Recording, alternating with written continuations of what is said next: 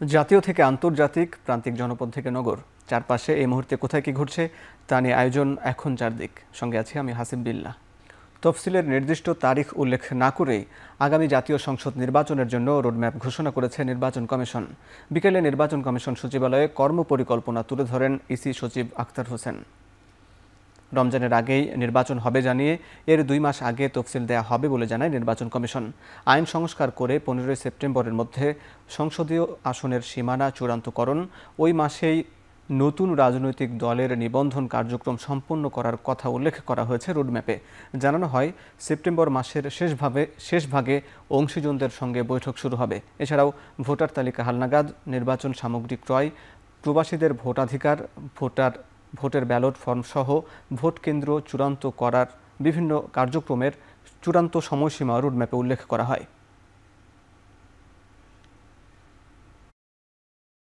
তফসিল সম্পর্কে যেটা আছে সেটা বলা হচ্ছে যে আমরা চেষ্টা করছি যে ভোট গ্রহণের তারিখের 60 দিন আগে আমরা তফসিল ঘোষণা করব। এখন 60 দিন এটা আমি বলতে পারি, কিন্তু ভোট গ্রহণের তারিখটা তো আমি জানি না। সম্ভাব্য এটাই বলে দিলাম। তো আমাদেরকে মাননীয় প্রধান উপদেষ্টার দপ্তর থেকে বলা হয়েছে যে আগামী রমজানের আগে ভোটের ব্যবস্থা করতে। এখন আগামী রমজান আমার যদি ভুল না হয়ে থাকে তাহলে 17 বা 18 ফেব্রুয়ারি বা 19 তারিখে এরকম দিকে হবে। কাজে আপনি ওইভাবে হিসাব করে নিতে পারেন। আমাদেরও হিসাবটা 17 কি 18, আবার রমজানের সাথে তো চাঁদ দেখার ব্যাপার আছে। ফেব্রুয়ারিতে জাতীয় নির্বাচন ঠেকানোর ক্ষমতা কারণেই যারা পিআর চায় তাদের আগে জনমত যাচাই করার আহ্বান জানিয়েছেন বিএনপি চেয়ারপারসনের উপদেষ্টা জয়নুল আবেদিন ফারুক। জাতীয় প্রেস ক্লাবের মুক্তিযোদ্ধা দলের প্রতিষ্ঠাবার্ষিকী উপলক্ষে আলোচনা সভায় একথা বলেন তিনি। এ সময় বিএনপির স্থায়ী কমিটির সদস্য হাফিজউদ্দিন আহমেদ বলেন, সংবিধান সংশোধনের এখতিয়ার নেই কোনো অনির্বাচিত সরকারের। এদিকে জুলাই সনদকে সংবিধানের ওপরে স্থান দেওয়া একটি অবান্তর বিষয় বলে মন্তব্য করেন তারা। বিএনপির জনপ্রিয়তার বিরোধিতায় জামাত নেমেছে বলেও মন্তব্য করেন তারা।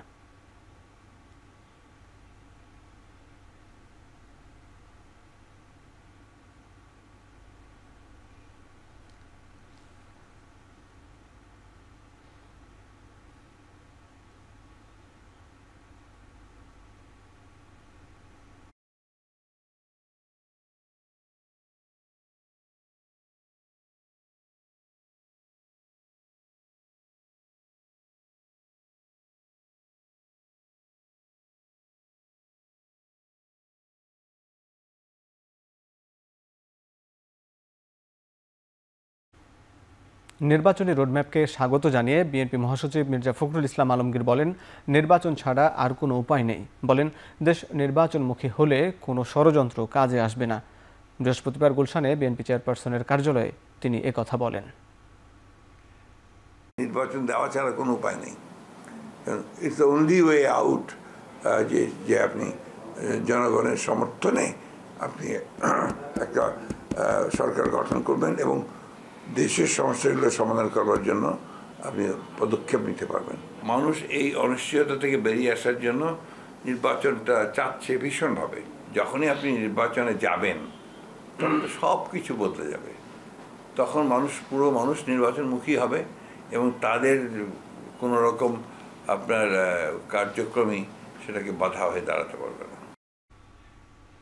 গণঅভ্যুত্থানের পর জনগণের যে প্রত্যাশা তৈরি হয়েছে, রাজনৈতিক দলগুলো তা বুঝতে না পারলে তাদের কোনো ভবিষ্যৎ নেই বলে মন্তব্য করেছেন বিএনপির স্থায়ী কমিটির সদস্য আমির খসরু মাহমুদ চৌধুরী।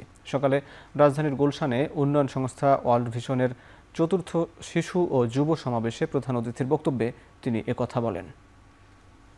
যদি এই প্রত্যাশা যে মনোজগতের যে পরিবর্তন হয়েছে, যে সমস্ত রাজনীতিবিদ, যে সমস্ত রাজনৈতিক দল এই মনোজগতের পরিবর্তন বুঝতে পারবে না, এই প্রত্যাশা আকাঙ্ক্ষা বুঝতে পারবে না, তাদের কোনো ভবিষ্যৎ নেই। আমরা যেখানে আছি বাংলাদেশে, সেখান থেকে যাতে বাংলাদেশের রাজনীতি অর্থনীতিতে অংশগ্রহণ করতে পারে, সকলের জন্য একটা লেভেল প্লেইং ফিল্ড ক্রিয়েট করতে হবে আমাদের। প্রায় 3 যুগ পর চট্টগ্রাম বিশ্ববিদ্যালয়ে ঘোষণা করা হয়েছে চাকসু নির্বাচনের তফসিল।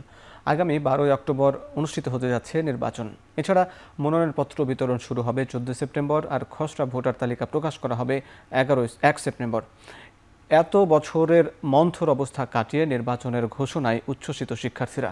এদিকে জাহাঙ্গীরনগর বিশ্ববিদ্যালয় কেন্দ্রীয় শিক্ষার্থী সংসদ নির্বাচনে ছাত্রদলের পূর্ণাঙ্গ প্যানেল ঘোষণা করা হয়েছে, যেখানে ভিসি প্রার্থী হিসাবে মনোনয়ন দেওয়া হয়েছে শেখ সাদি হাসান ও জিএস প্রার্থী তানজিলা হোসেন বৈশাখীকে। এছাড়া আজই শেষ হচ্ছে মনোনয়নপত্র প্রত্যাহারের শেষ দিন। কাল থেকে শুরু হচ্ছে আনুষ্ঠানিক প্রচারণা। আর চতুর্থ দিনে রাকসু নির্বাচনের মনোনয়ন ফর্ম সংগ্রহ করেছেন 4 প্রার্থী। শুরু হয়েছে প্রার্থীদের ডোপ টেস্ট কার্যক্রম।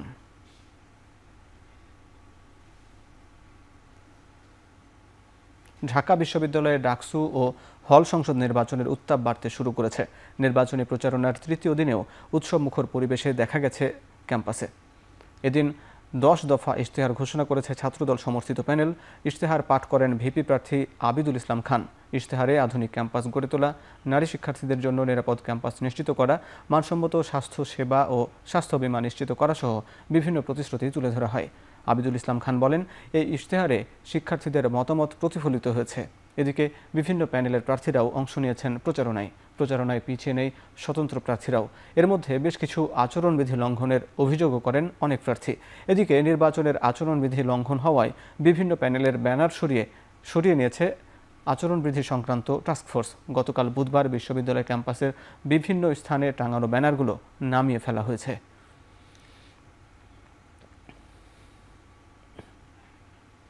বিভিন্ন বিশ্ববিদ্যালয়ে আসন্ন কেন্দ্রীয় ছাত্র সংসদ নির্বাচনের দায়িত্বে সেনাবাহিনী থাকার সুযোগ নেই বলে জানিয়েছে আন্তঃবাহিনী জনসংযোগ পরিদপ্তর। এ বিষয়ে এক সংবাদ বিজ্ঞপ্তিতে আইএসপিআর জানায়, ছাত্র সংসদ নির্বাচনের দায়িত্ব পালনের বিষয়ে সেনাবাহিনীকে কোনো নির্দেশনা দেয়নি সরকার।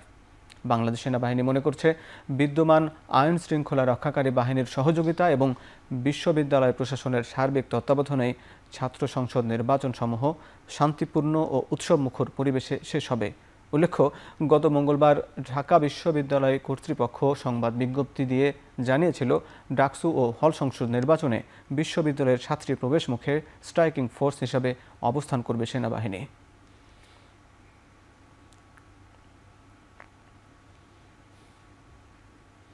এদিকে ছাত্র সংসদ নির্বাচনে দায়িত্ব পালন নিয়ে সেনাবাহিনীর অবস্থান জানানোর পর কোনো স্পষ্ট জবাব দেয়নি ডাকসুর প্রধান রিটার্নিং কর্মকর্তা। বিকেলে এক ব্রিফিংয়ে তিনি বলেন, প্রয়োজন হলে বিশ্ববিদ্যালয় প্রশাসন রাষ্ট্রীয় যে কোনো বাহিনী বা প্রতিষ্ঠানের সাথে আনুষ্ঠানিক যোগাযোগ করে সহযোগিতা নিশ্চিত করার পদক্ষেপ গ্রহণ করতে পারবে। ডাকসু নির্বাচন কমিশন ক্যাম্পাসের নিরাপত্তা ও শান্তি শৃঙ্খলা রক্ষায় নিয়োজিত রাষ্ট্রীয় সকল বাহিনী ও প্রতিষ্ঠানের সহযোগিতা গ্রহণ করার পরিকল্পনা করেছে। ডাকসু নির্বাচন কমিশনের চাহিদার প্রেক্ষিতে প্রয়োজন হলে বিশ্ববিদ্যালয় প্রশাসন রাষ্ট্রীয় যে কোনো বাহিনী বা প্রতিষ্ঠানের সাথে আনুষ্ঠানিক যোগাযোগ করে সহযোগিতা নিশ্চিত করার পদক্ষেপ গ্রহণ করতে পারে। আন্তর্জাতিক অপরাধ ট্রাইব্যুনাল 2-এ জুলাই অভ্যুত্থানে প্রথম শহীদ আবু সাইদ হত্যা মামলার রাষ্ট্রপক্ষের সাক্ষ্য গ্রহণ শুরু হয়েছে। বিচারপতি নজরুল ইসলাম চৌধুরী নেতৃত্বাধীন আন্তর্জাতিক অপরাধ ট্রাইব্যুনাল 2-এ মামলার সাক্ষ্য গ্রহণ শুরু হয়। মামলার প্রথম সাক্ষী হিসেবে সাক্ষী দেন শহীদ আবু সাইদের পিতা মকবুল হোসেন। এ সময় তিনি আবু সাইদের স্মৃতিচারণ করে বারবার কান্নায় ভেঙে পড়েন। বলেন, 16 জুলাই 2024-এ নৃশংসভাবে গুলি করে হত্যা করে সুজন চন্দ্র রায় এবং আমির আলী নামের 2 জন পুলিশ। এ সময় তিনি তার জীবদ্দশায় আবু সাইদের সুষ্ঠু বিচার যেন দেখে যেতে পারেন এ আহ্বান জানান ট্রাইব্যুনালে। এর আগে গত 6 আগস্ট বেগম রোকেয়া বিশ্ববিদ্যালয়ের সাবেক ভিসি হাসিবুর রশিদ সহ 30 জনের বিরুদ্ধে অভিযোগ গঠন করে বিচার শুরুর আদেশ দেন ট্রাইব্যুনাল 2। সকালে আবু সাইদ হত্যা মামলায় গ্রেপ্তার 6 আসামিকে ট্রাইব্যুনালে হাজির করা হয়। তবে এই মামলার আসামি বেরোবির সাবেক ভিসি, রংপুর মেট্রোপলিটন পুলিশের কমিশনার সহ 24 জন এখনও পলাতক রয়েছেন। উনার জীবদ্দশায় যেহেতু আবু সাইদ বড় হবে, প্রতিষ্ঠিত হবে, চাকুরি করবে, এটা উনি দেখতে পারেননি। তবে উনি উনার জীবদ্দশায় দেখতে চান যে আবু সাইদ হত্যার বিচার হয়েছে, আসামিদের দৃষ্টান্তমূলক শাস্তি হয়েছে। এটি উনি দেখে যেতে চান মর্মে ট্রাইব্যুনালে ওনার আবেগ, ওনার আশা জানিয়েছেন। আওয়ামী লীগের বহিষ্কৃত নেতা ও সাবেক মন্ত্রী আব্দুল লতিফ সিদ্দিকী এবং ঢাকা বিশ্ববিদ্যালয়ের অধ্যাপক শেখ হাফিজুর রহমানকে অবরুদ্ধ করে পুলিশের হাতে সোপর্দ করেছে বিক্ষুব্ধ জনতা। জুলাই যোদ্ধা পরিচয় দিয়ে বিক্ষুব্ধ জনতা বৃহস্পতিবার ডিআরইউতে আলোচনা সভায় অংশ নিতে আসা লতিফ সিদ্দিকী ও হাফিজুর রহমান কার্জন সহ ১৫ জনকে শাহবাগ থানা পুলিশের কাছে সোপর্দ করেন। আমাদের মহান মুক্তিযুদ্ধ এবং বাংলাদেশের সংবিধান শীর্ষক গোলটেবিল আলোচনায় মঞ্চ ৭১ নামে একটি প্ল্যাটফর্মের আমন্ত্রণে তারা ডিআরইউতে এসেছিলেন। সকাল ১০টায় আলোচনা সভা শুরু হবার কথা থাকলেও সকাল ১১টায় সভাটি শুরু হয়। আলোচনা সভায় প্রথমে বক্তব্য দেন ঢাকা বিশ্ববিদ্যালয়ের আইন বিভাগের অধ্যাপক শেখ হাফিজুর রহমান কার্জন। তিনি বলেন, আমরা দেখতে পাচ্ছি দেশের সংবিধানকে ছুঁড়ে ফেলার পয়তারা করা হচ্ছে। এর পেছনে রয়েছে জামাত শিবির ও জাতীয় নাগরিক পার্টির। অধ্যাপক ইউনুসের নেতৃত্বে তারা মুক্তিযোদ্ধাদের জুতার মালা পরাচ্ছে। শেখ হাফিজুর রহমানের বক্তব্য শেষ হওয়ার পরই মিছিল নিয়ে একদল ব্যক্তি ডিআরইউ মিলনায়তনে ঢোকেন। এ সময় তারা জুলাইয়ের হাতিয়ার, গর্জে ওঠো আরেকবার, লিগ ধর, জেলে ভর, জুলাইয়ের যোদ্ধারা এক হও, লড়াই করো প্রভৃতি স্লোগান দেন। এক পর্যায়ে তারা গোলটেবিল আলোচনার ব্যানার ছিঁড়ে আলোচনায় অংশ নেওয়া ব্যক্তিদের অবরুদ্ধ করে রাখেন। দুপুর 12:15টার দিকে পুলিশের একটি দল এলে তারা পুলিশের কাছে লতিফ সিদ্দিকী ও অধ্যাপক শেখ হাফিজুর রহমান সহ অন্তত ১৫ জনকে তুলে দেন।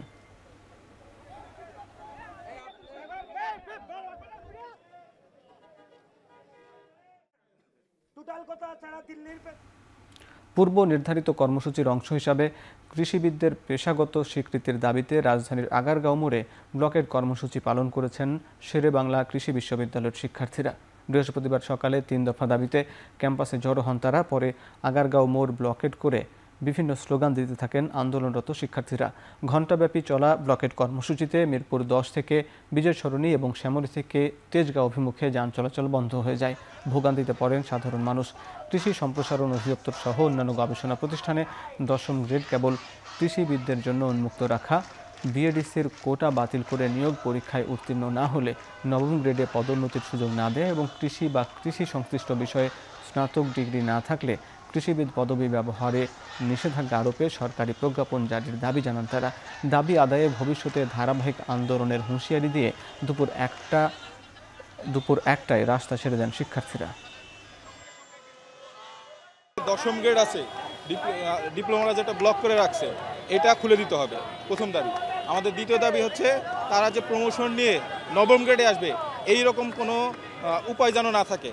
৯ম গ্রেডে তারা আসতে পারবেন। এখানে উপসহকারী কৃষি কর্মকর্তা, উপসহকারী বৈজ্ঞানিক কর্মকর্তা, বিএসসি কৃষিবিদদের কোনো সুযোগ দেওয়া হয় না, অথচ সেখানে ডিপ্লোমারা ইজিলি সুযোগ পেয়ে যাচ্ছে। এক্ষেত্রে কৃষি যে সেক্টরটা আছে এটা অনেক বিপদের মধ্যে পড়ে যাচ্ছে। 100% যে ডিপ্লোমা কোঠা আছে সেটা হচ্ছে আসলে না করে সবাইকে ইনক্লুড করার ক্ষমতাটা প্রতিষ্ঠিত করা। এই বৈষম্যগুলো যাতে দূর হয় আমাদের দাবিগুলো মেনে নেওয়া হয়। জেলা উপজেলা থেকে নতুন ক্রিকেটার খুঁজে বের করতে চট্টগ্রামে প্রথমবারের মতো শুরু হলো বিসিবি আঞ্চলিক ক্রিকেট টুর্নামেন্ট। বৃহস্পতিবার সকালে চট্টগ্রামের বীরশ্রেষ্ঠ মতিউর রহমান স্টেডিয়ামে টি-20 টুর্নামেন্টের উদ্বোধন করেন বিসিবির প্রেসিডেন্ট আমিনুল ইসলাম বুলবুল। চট্টগ্রাম বিভাগের 11টি জেলা থেকে 1টি করে দল অংশ নিচ্ছে এই টুর্নামেন্টে। প্রতিদিন অনুষ্ঠিত হবে 2টি করে ম্যাচ। টুর্নামেন্টে 11টি দল 2 গ্রুপে বিভক্ত হয়ে 27টি খেলায় অংশ নেবে। 8 সেপ্টেম্বর সেরা 4 দলের সেমিফাইনাল ও 9 সেপ্টেম্বর অনুষ্ঠিত হবে ফাইনাল ম্যাচ। টুর্নামেন্টে জয়ী দল পাবে 1 লাখ টাকা।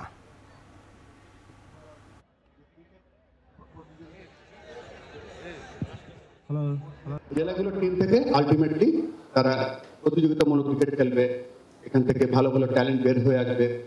ভবিষ্যতে চিটাগংয়ের যে এনসিএল টিমটা হবে বা বিসিএল টিমটা হবে বা এনসিএল টি-20 টিমটা হবে, এখান থেকে একটা পাথ হয়ে পেলো যে আমি উপজেলায় ভালো খেললাম, আমি তো জেলায় চান্স পেলাম, আমি তো বিভাগে চান্স পেলাম, তারপর আমি বাংলাদেশ জাতীয় দলে কোনো একটা ইভেন্টে শুরু করলাম।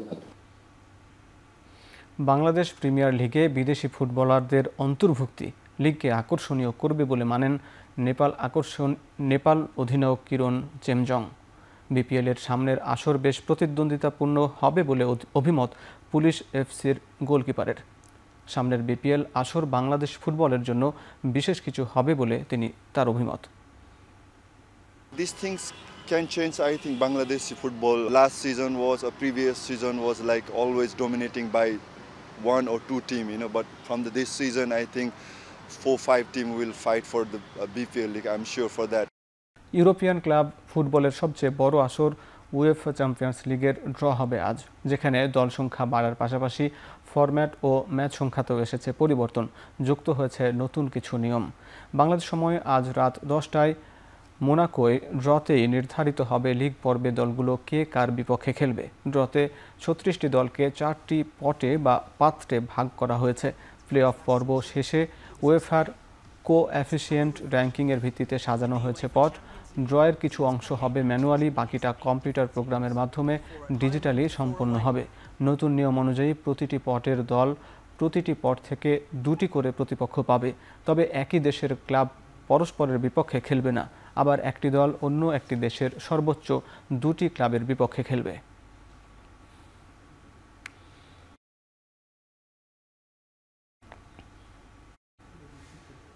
শেষ করছি এখন চারদিক। এখন টেলিভিশন ওয়েবসাইটে দেখতে ভিজিট করুন www.ekhon.tv, ফেসবুকে দেখুন facebook.com/tv.ekhon এবং ইউটিউবে দেখুন youtube.com/c/ekhon tv।